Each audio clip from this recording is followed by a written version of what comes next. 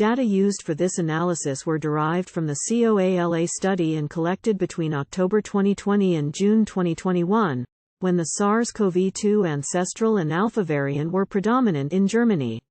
Methods of the underlying COALA study are described elsewhere. In brief, the COALA study, Corona-outbreak-related examinations in daycare centers, was a prospective, longitudinal study, investigating the transmission dynamics of SARS-CoV-2 in 30 child daycare centers and connected households. Therefore, the selection of participants was related to SARS-CoV-2 outbreaks in daycare centers all over Germany. Infection trajectories of affected children and their contacts were monitored via repeated PCR testing, symptom recording, and capillary blood sampling, as well as via a written questionnaire. About previous SARS-CoV-2 infections and exposure to SARS-CoV-2 infected individuals. The Ethics Committee of the Berlin Medical Association has reviewed the COALA study and approved the implementation of the study, ETH-39/20. Participation in the study was voluntary and all participants were informed about the objectives and contents of the study as well as data protection and gave their written informed consent. Every participant was assigned to a sequential study number, ANR, in order to ensure pseudonymization of the study documents and material. COALA is registered in the German Clinical Trial Register, DRKS-ID DRKS00023501. In the COALA study, 114 individuals tested positive for SARS-CoV-2 via PCR, 45 young children 1 to 6 years, 69 adults. Antibody results were available for 97 participants, 38 young children, 59 adults. For 17 participants, 7 young children, 10 adults, no measurement of antibodies was performed because no appointment for the blood sampling could be made, blood sampling was refused, or because the sample quality of the blood specimen was insufficient. Participants originated from a non-clinical community setting and were asymptomatic or had mild symptoms of COVID-19, i.e., rhinitis, headache, sore throat, cough, myalgia, and fever. See also ref. Closing parenthesis. To examine SARS-CoV-2 antibodies, capillary blood was taken at 2 points of time. The first was taken at the beginning of the study period at the first home visit, equals baseline sampling, 4 to 6 days after the testing date of the index case.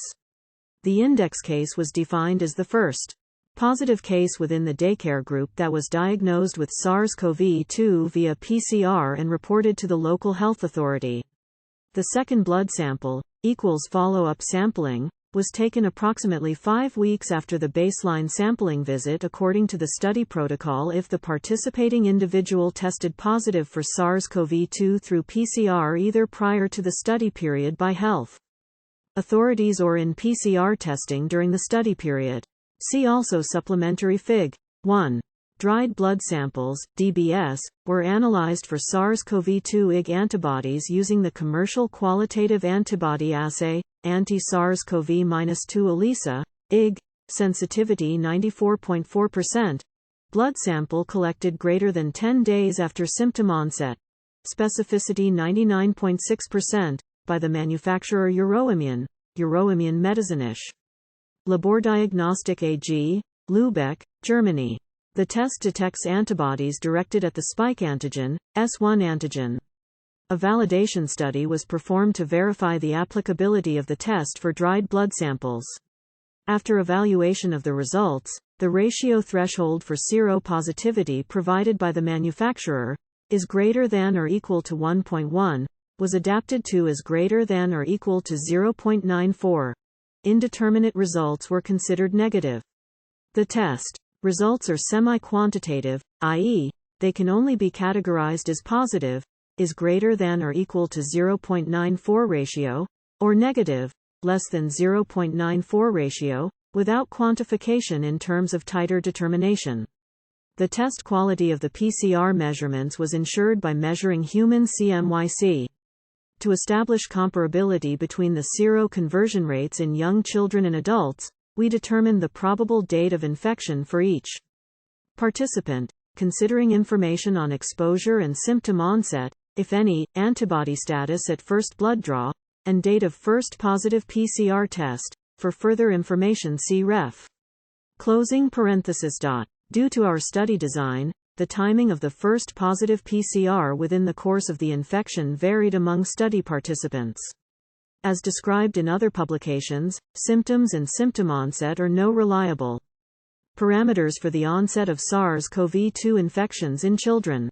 Therefore, we decided to determine the individual probable dates of infection as the starting points for analyses of individual infection courses. To assess a potential association between seroconversion and viral load, we selected the PCR results with the highest viral load, i.e., lowest court value. Further details see ref. Of each participant for the analyses.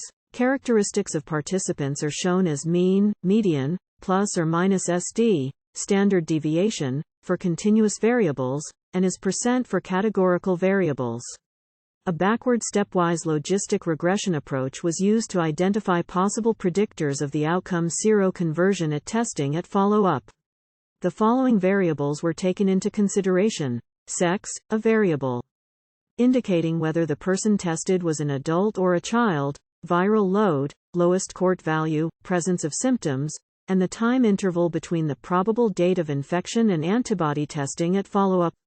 Regardless of the criterion used to determine which variables to exclude, viral load, lowest court value, the time interval between the probable date of infection and antibody testing at follow-up, and a variable indicating the person tested being an adult were selected for further analysis, while sex and symptoms were dismissed. The final model presented in the text was rerun with Firth bias correction. This correction was used to account for the small sample size in some categories, only one seronegative case in the group of young children. This small sample size also is the reason for presenting results as odds ratios, based on a logistic regression model, and not as relative risks, since the odds ratio estimate is less subject to small sample bias than the risk ratio estimate. In addition, the multivariable logistic regression analysis was corrected for the unequal distribution of antibody-positive individuals in young children and adults. For this purpose, the indicator variable indicating whether the tested person is an adult was inserted. Analyses were performed using STATA, SE17, STATA Corp LLC, College Station TX, USA, as well as R version 4.1.2, the 1st of November 2021. Bird Hippie, copyright, C. 2021 for stepwise backward logistic regression package, Mass. version 7.3 to 58.3 and for regression analysis with Firth bias correction package, Logis TF, version 1.24. 1. Further information on research design is available in the Nature Portfolio Reporting Summary linked to this article.